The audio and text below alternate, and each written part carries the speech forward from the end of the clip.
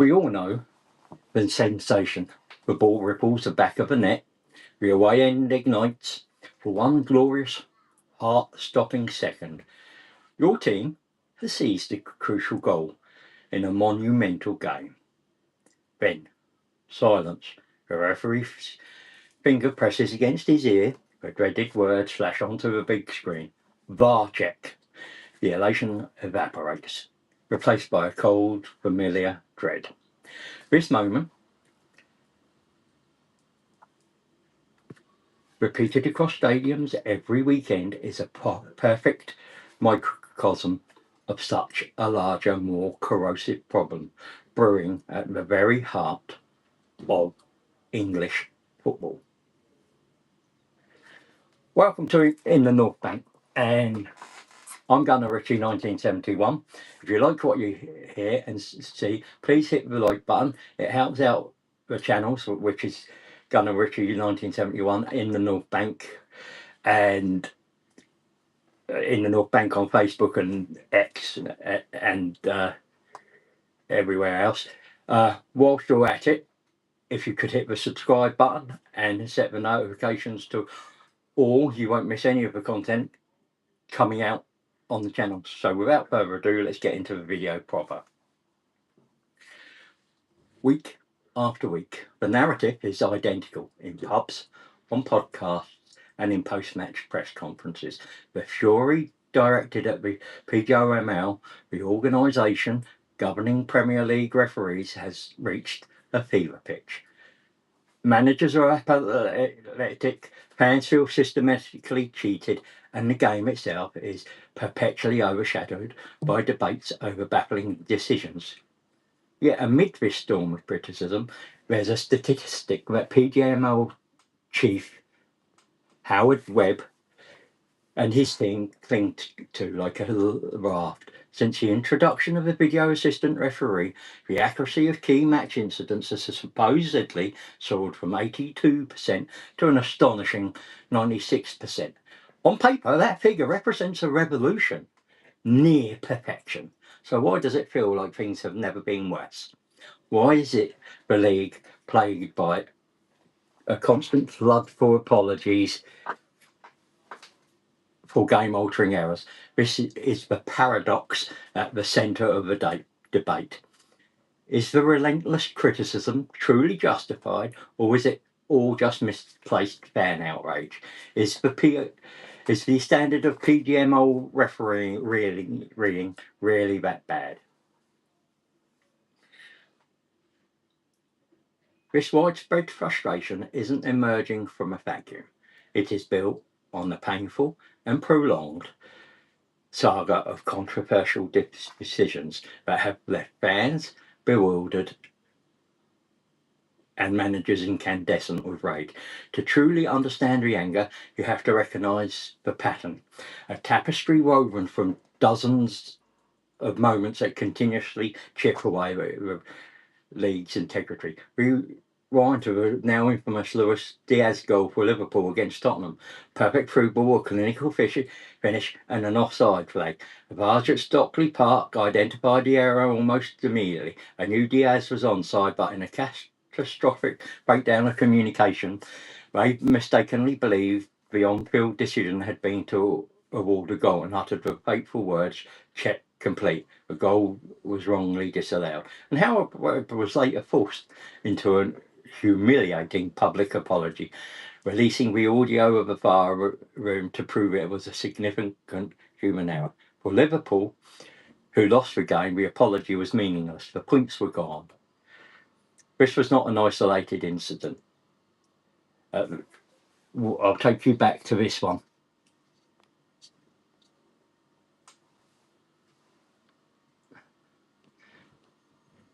Right.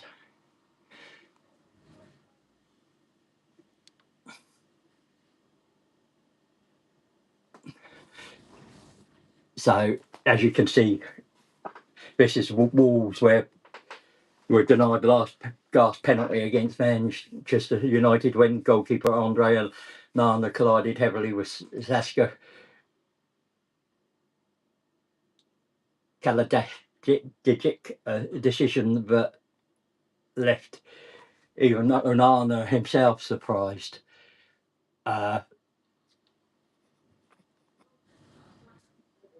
So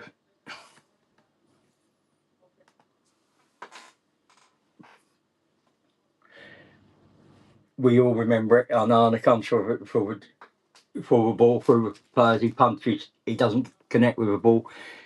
He feels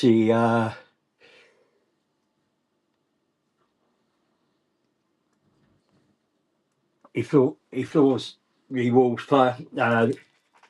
Nothing's given.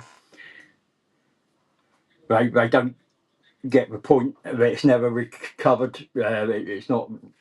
And Howard Webb comes out and PGMOL come out and give the apology. There's just one of many incidents like that. Then we consider the incendiary clash between Arsenal and Newcastle, which drove manager Mikel Arteta to label the officiating an absolute disgrace. A goal was awarded to Newcastle after a chaotic scramble involving a potential ball out of play, a potential foul, and a potential offside. VAR reviewed all three possibilities and found no conclusive evidence to overturn the on-field decisions.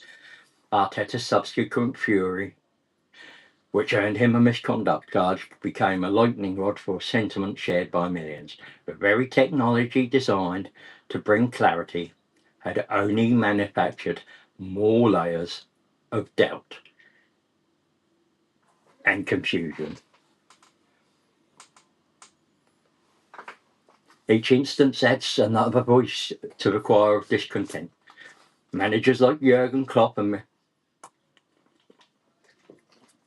Mikel Arteta have been vocal critics, but they speak under the constant threat of fines and suspensions from the very organisation they are critiquing. A system many believe actively suppresses honest discussion about its own failings. This is no longer about isolated mistakes, it's about a clear, demonstrable pattern of errors, a pattern of apologies, and a pattern of clubs left questioning the integrity of the entire enterprise. The anger isn't random, it has been earned. With this tidal wave of controversy, how does the PGMO mount its defence? Its primary shield is that one powerful statistic, a 96% accuracy rate on key match incidents. It's a figure that Howard Webb often brandishes on match officials mic'd up. A programme designed to deliver transparency. The narrative is straightforward. Before VAR, referees were correct approximately 82% of the time. Now, with VAR's assistance, they are correct 96% of the time. A figure determined by an independent panel of former players and coaches. To be fair, this is a significant statistical improvement. The stated goal of VAR was to eliminate the clear and obvious error, the blatant injustice that everyone in the stadium could see was wrong. On that front, one could argue it has largely been a success. Offside decisions now determined by semi-automatic technology and calibrated lines have removed much of subjective guesswork. PGMOL has also reported that the total number of VAR errors has decreased. On shows like Mic'd Up, Webb deconstructs contentious decisions, playing audio from the conversations between the on-field referee and VAR officials. The stated intention is to educate the public by revealing the methodical processes behind the cause. They walk through specific clauses in the laws of the game, show the precise camera angles the officials are viewing, and explain the rationale behind a decision. From PGMOL's perspective, they are running a more professional operation than ever before, with investments in referee fitness, psychological training, and performance analysis. And when they do get it wrong, as in the Diaz and Onana cases, they now have a policy of issuing formal apologies. So, if we take them at their word, the system is working better than ever. Accuracy is at an all-time high, and a mechanism for accountability is in place. From a detached statistical viewpoint, the public outrage must seem like an emotional overreaction. The problem is football isn't played on a spreadsheet, and that 96% figure, while statistically impressive, conceals a more damaging truth about the other 4%.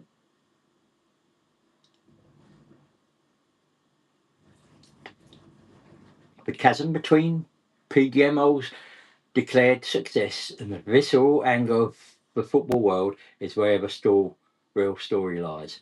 This isn't about the 96% of decisions that are correct. It's about the nature, timing, and consequences of the 4% that are wrong, and the systemic issues those errors expose.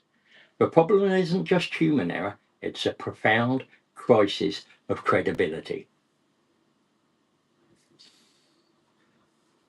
On the surface, an apology seems like a constructive step, a transparent admission of mistake. Howard Webb has made it regular practice to contact clubs and concede, we got that one wrong. But with each apology, an unintended consequence unfolds. The authority of the on-field referee is visibly and permanently diminished. Football officiating relies on a delicate contract for 90 minutes. The referee is the ultimate arbiter. Their decisions are an inextricable part of a game's fabric. That authority is essential for maintaining control.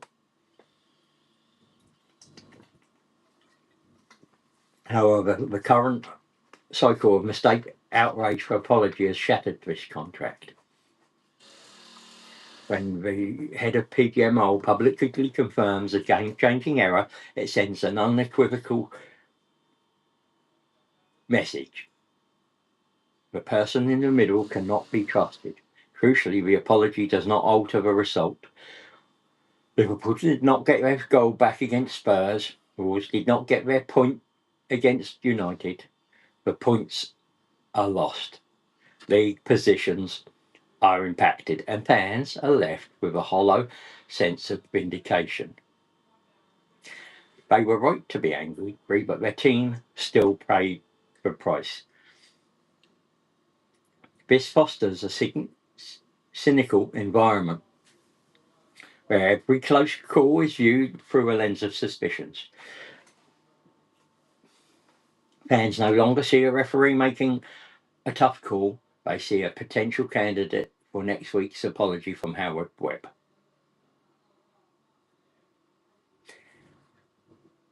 If the apology epidemic erodes authority, it is the shocking level of inconsistency that utterly destroys faith in the system.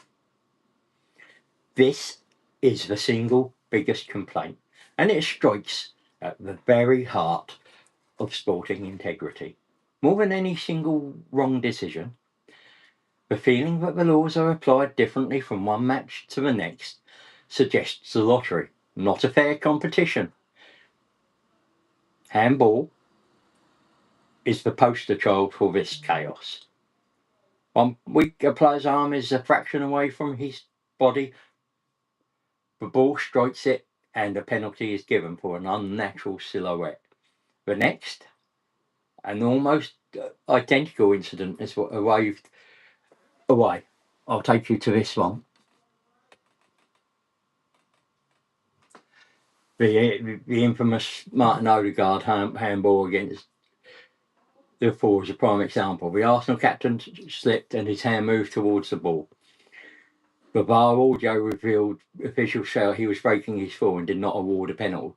Yet countless penalties have been given for similar situations. Howard Webb himself later admitted that the game expects a penalty in that scenario and the wrong outcome was reached.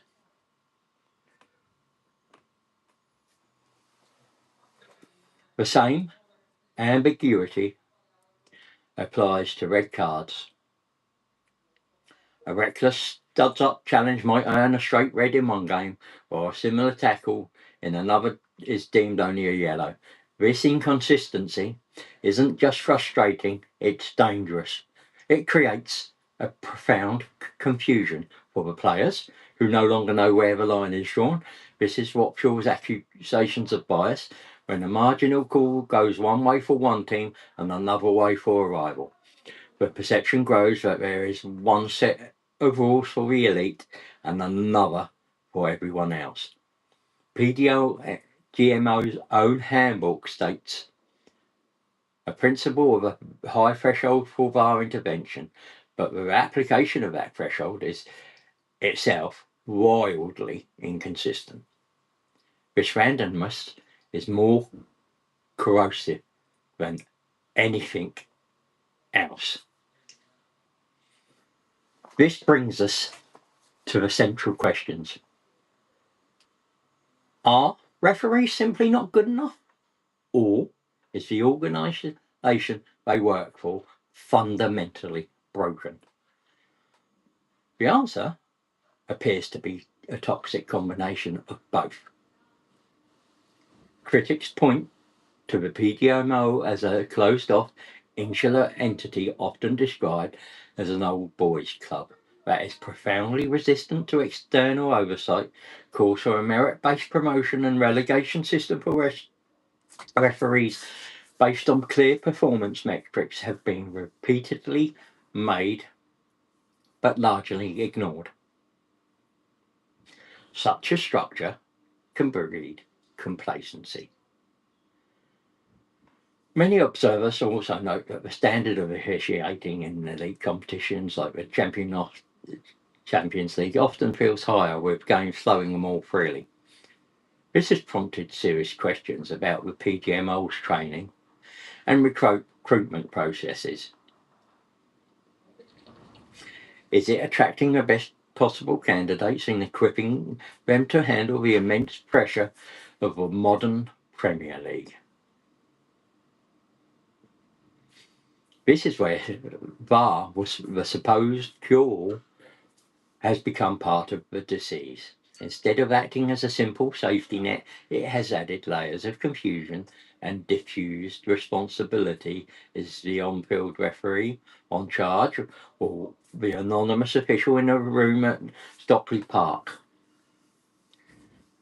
The Luis Diaz incident was the ultimate manifestation of this breakdown. A complete failure of process and communication. The technology that promised certainty has in many ways only amplified the chaos. The sheer number of these incidents is staggering, and every fan has that one decision burned into their memory, the one that made them question why they invest so much emotion and time into the sport. What has been the single most frustrating refereeing decision for you this season? Was it a goal disallowed, a penalty denied, or a red card wrongly given? Let me know in the comments below. I want to hear which moments stand out as the peak of this officiating crisis for you. And can it be fixed? We are left in a state of perpetual frustration. But can this be broken? Trust be rebuilt? Simply accepting a 96% accuracy rate while the game's credibility burns is not a viable option. Fundamental change is required. First and foremost is the need for radical transparency. Mic'd Up is a sanitised, delayed start. We need to follow the lead of sports like rugby, where the live audio conversations between the on-field referee and the VAR broadcasters, the decision is being made, would instantly demystify the process. whilst giving us in stadium fans a clear understanding of what's going on. While rule-making bodies like IFAB have been resistant, citing the chaotic nature of the discussions, the Premier League and FA have shown interest in pursuing it. Furthermore, referees should be made available for post-match interviews to explain their contentious decisions, just as players and managers are. Secondly, accountability must be real and consequential. Dropping an official for a single match is not a system. There must be a clear public system for ranking referee performance with independent auditors and transparent metrics. A genuine promotion and relegation structure would introduce meritocracy and ensure only the very best are officiating at the highest level. Also, a bigger pool of referees would improve this as well.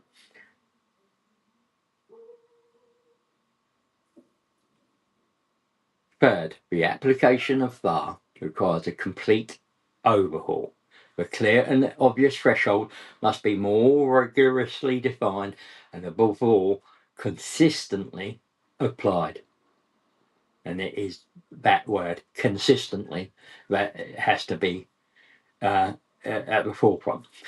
But the objective should be to correct blatant howlers, not to re-referee the match with a microscope. The spirit of the law, not just its pedantic interpretation, must be paramount.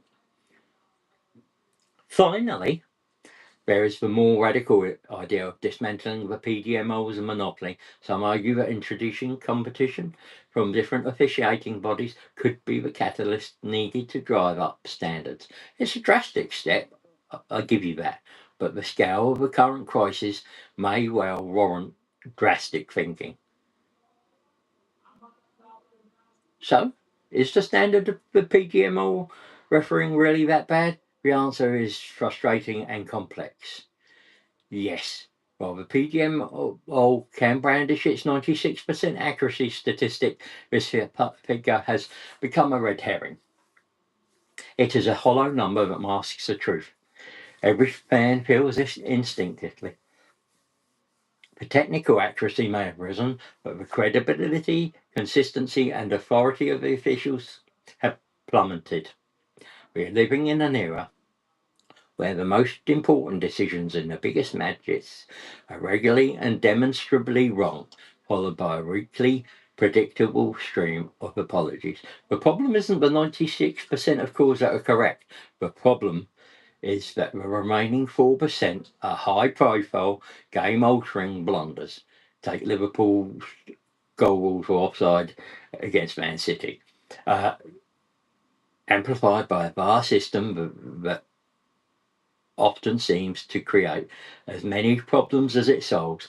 These errors are compounded by an organisation that appears opaque, defensive, and fundamentally unaccountable. But constant criticism isn't just fan outrage, it is a justified response to a systemic failure. The trust between officials, players, managers, and fans is broken. Until the PGMOL embraces genuine transparency and true accountability, that trust will not be restored. The game deserves better. The fans deserve better. The apologies are no longer enough. The time for excuses is over. The time for fundamental change is now.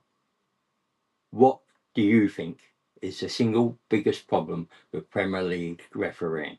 Is it the individuals, the system, or the technology? Let me know your thoughts in the comments below. Thank you for watching. I'm Gunnar Ritchie. This is In the North Bank. And until next time, stay safe.